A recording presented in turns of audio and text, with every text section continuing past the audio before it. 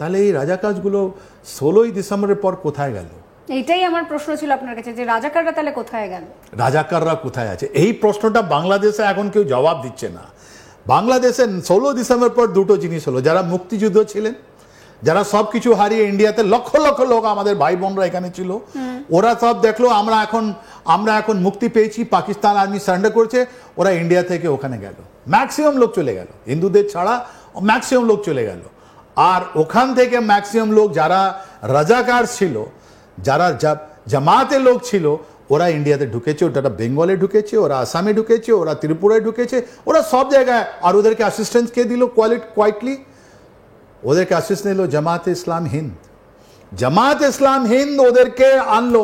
যারা top leader ছিলেন জামাত ইসলাম বাংলাদেশ, ওরা তো পাকিস্তানে চলে গেল।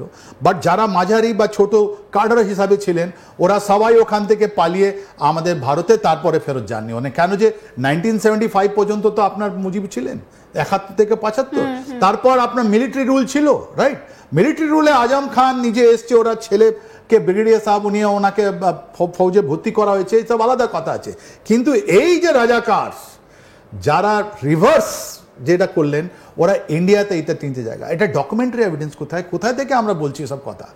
আপনি দেখবেন আসামে 1979 থেকে 1985 পর্যন্ত আসামের যে আসু আছে, অল আসাম স্টুডেন্টস ইউনিয়ন ছিল ও সময়, ওরা একটা আন্দোলন করেছে। ওরা বলছে যে যতগুলো আমাদের কাছে বাংলাদেশি আছে ওরা সব ভোটার লিস্টে ঢুকে পড়েছে, ওরা আমাদেরকে মাইনরিটিতে দিয়ে দিয়েছে। 1979 থেকে 1985 একটা চুক্তি হয়েছে। ওই চুক্তির মধ্যে এই মার্চ 1971-এর কথাটা ঢুকেছে কি যারা এর পরে আসবে, কাট অফ ডেট দিয়েছে, ওদেরকে আমরা ভারতীয় মানি না। তাহলে ওরা কারা ছিল মার্চ 71-এর পর? আমি তো আরও স্পেসিফিক বলবো, ডিসেম্বর 1971-এর পর যা রাজাকারগুলো ছিল, ওরা এইসব জায়গায় ঢুকেছে। তার মানে জামাত ইসলাম বাংলাদেশের লোক, রাজাকার যারা মুক্তিযুদ্ধের আগেনস্টে লড়লো, ওরা আমাদের পশ্চিমবঙ্গে আছে, ওরা আমাদের কি নাম আসামে আছে, ত্রিপুরায় আছে। আর ওরা ধাপে ধাপে ধাপে ওরা বুঝতে পেরেছে কি এখানে কি করে ডকুমেন্ট বানানো হয়, কি করে ভোটার লিস্ট বানানো, ওরা বুঝতে পেরেছে এখানে ইন্ডিয়ান ডেমোক্রেসি আছে, এটা পাওয়ার অফ ভোট আমি জানি। তো এরা ঢুকে পড়েছে, নিজে একটা ঢুকিয়ে দিয়েছে ইলেকশন এতে। তাই জন্য লিগেসি ডাটা, তারপরে NRC, national register for citizenship, আর তারপরে সিএ, সিটিজেনশিপ অ্যামেন্ডমেন্ট অ্যাক্ট। কেন এটা অপোজিশন হচ্ছে? ওই অপোজিশন যারা করছে, ওরা বাংলাদেশের জামাতিরা আছে। ওরা যে বর্ডারে ঢুকলো, বা ওরা ওখানে যাদেরকে বিহারি বলা হতো, যারা পাকিস্তান আর্মির সঙ্গে ছিল, যারা এখানে এসছে, ওরা বুঝতে পেরেছে যে যদি এখানে একটা ইনভেস্টিগেশন হবে, ডিপ ইনভেস্টিগেশন হলে এটা ধরা পড়বে যে ওরা তো ইন্ডিয়ান নয়, ওরা তো বাংলাদেশি ছিল, রাইট? ওদের সব কিছু হেরে যাবে। তাই জন্য ওরা একটা সংগঠিত হয়, খুব সংগঠিতভাবে যারা স্মাগলিং কাজ করছে বাংলাদেশ আর ভারতের মধ্যে। এই যে স্মাগলিং লিঙ্ক আছে, ওখান থেকে টাকা যেটা অর্জন করেছে, এই টাকাটা আপনার ঢুকিয়ে দিয়ে এটা অপোজিশন বিল্ড আপ করছে। এই এসআইআর বেসিক্যালি যেটা আজকে স্পেশাল ইন্টেন্সিভ রিভিশন যেটা হচ্ছে আপনার, এর মধ্যে দেখবেন এই বাংলাদেশিরা ধরা পড়বে। আর আমার যতগুলো অভিজ্ঞতা যে এর মধ্যে কত কোটি লোক ধরা পড়বে, এটা আপনিও জেনে আশ্চর্য হয়ে যাবেন। তাই এটা অপোজিশন বিল্ড আপ হচ্ছে। যারা বিল্ড আপ করছে ওরা বাংলাদেশের জামাত ইসলামের লোক। এটা যারা জাতীয়বাদী আছে, ওরা কিন্তু এটা অপোজ করছে না। বিকজ জাতীয়বাদী যারা ছিল, যারা ভেবেছিল যে আমি ইন্ডিয়াতে থাকবো, আমি ইস্ট পাকিস্তান বা ওয়েস্ট পাকিস্তান যাব না, ওদের কাছে কোনো ভয় নেই। জাতীয়বাদী যারা মাইনরিটি আছে, ওদের কোনো ভয় নেই। আপনি দেখবেন ওরা কোনোদিন রাস্তায় নামবে না।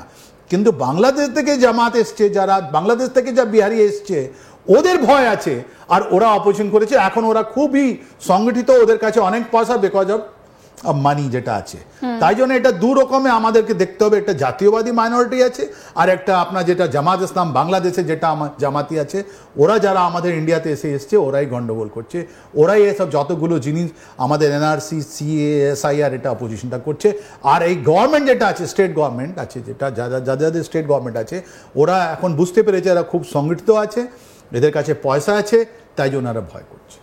স্যার, আর একটা বিষয় আপনার কাছে আমি জানতে চাইবো যে আমরা জানি যে বাংলাদেশের ইলিশের স্বাদ ভীষণ ভালো, কিন্তু যেটা দেখা যাচ্ছে যে এই মোহাম্মদ ইউনূস, তার অন্তর্বর্তীকালীন সরকার ইলিশ রক্ষা করার জন্য সেখানে নেভাল শিপ, 17খানা নেভাল শিপ রাখছে।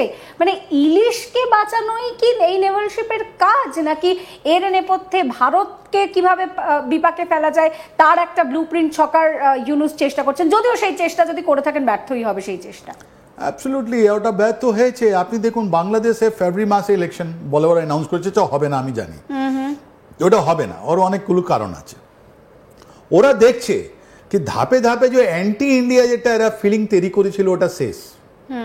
ভারত বলছে আমরা তোমার সঙ্গে যুদ্ধে আছি বাবা, আমরা ডিপ্লোম্যাটিক তোমাদের সঙ্গে আমরা নেই, আমরা ভিসা দিচ্ছি না। আমি বারবার সববারই আপনাদেরকে বলেছি আমি। দ্বিতীয়, আমরা বলেছি ইকোনমিক তোমাদের সঙ্গে আমাদের ব্যাপার করার কোনো কারণ নেই, ছেড়ে দাও। তৃতীয়, আমরা আমাদের মহড়া চালিয়েছি, আমরা খুব সার্ভিলেন্স বাড়াচ্ছি, কুকুর দিয়েছি, আবার ওটা স্ট্রেংথেন করেছি। আমরা বলছি যে 400 কিলোমিটার যেটা আপনাদের একজন স্টেট গভর্নমেন্ট বলছে আমি মাটিও দেবো না, জলও দেবে না। মাটি কাকে দেবে না, জল কাকে দেবে না? তিস্তা ওয়াটার জল আমরা বাংলাদেশকে দেবো না, আর মাটি আমি বিএসএফকে দেবো না, রাইট? এই মাটি জলের কথা বলে এই যে গভর্নমেন্ট আছে, স্টেট গভর্নমেন্ট, ওরা জামাত ইসলাম বাংলাদেশের কথা শুনছে। ওদের যারা এখানে রিপ্রেজেন্টেটিভ, যারা বাংলাদেশ, এখানকার একজন এমএলএ আপনিই তো ইন্টারভিউ করলেন, উনি তো কিছু খারাপ দেখতে পাচ্ছেন না। কেন যে উনি কেন খারাপ দেখবেন? ওনার কাছে তো উনি কোনো এজেন্ডা নিয়ে নিশ্চয়ই গেছেন, নালে এই সময় কে বাংলাদেশ ঘুরতে যায় যদি ওনার কাছে কোনো এজেন্ডা না থাকে, রাইট? পুজো বেড়াতে গেছেন, পুজো বাংলাদেশে কি দেখবেন? বাংলাদেশে তো পুজো হয় না, ওখানে তো মূর্তি ভাঙা হচ্ছে। উনি যাবেন না ওসব জায়গায়, চট্টগ্রাম এসব অন্য কম জায়গায় একটা হোটেলে থেকেছেন, ওনারা কি করেছেন আমি বলতে পারছি না, এটা আমার কাজও নয়।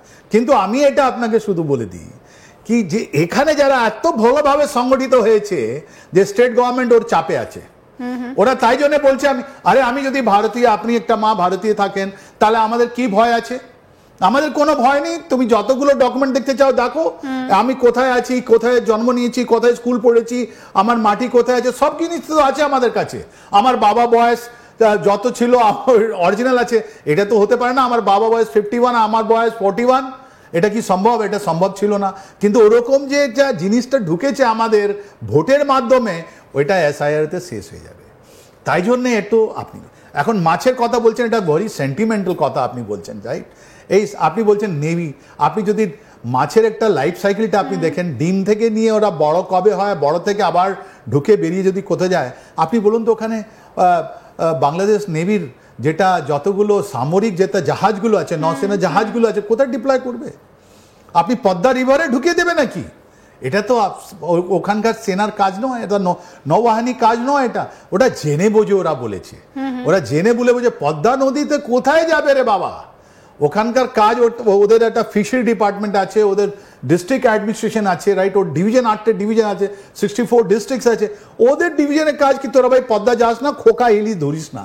আর আমাদের আপনাকে বলে দিই, আমাদের যে লোক আছেন, আমরা যারা লোক আছি পশ্চিমবঙ্গে, যারা ওরা খুব ভেরি সেন্টিমেন্টাল, ওরা কেউ আর হিলিস খাচ্ছে না। ওরা যে মুহূর্তে, আর ও হিলিসে অনেকগুলো ফর্মেলিন আছে, আপনি দেখুন যদি ওখানে এতগুলো ফর্মেলিন ঢুকিয়ে দেওয়া হয়েছে, ওরা পুরোনো জিনিসগুলো ফাটাচ্ছে, ওটা খেয়ে তো মানুষের ক্যান্সার হয়ে যাবে। আর পশ্চিমবঙ্গের মানুষ ওই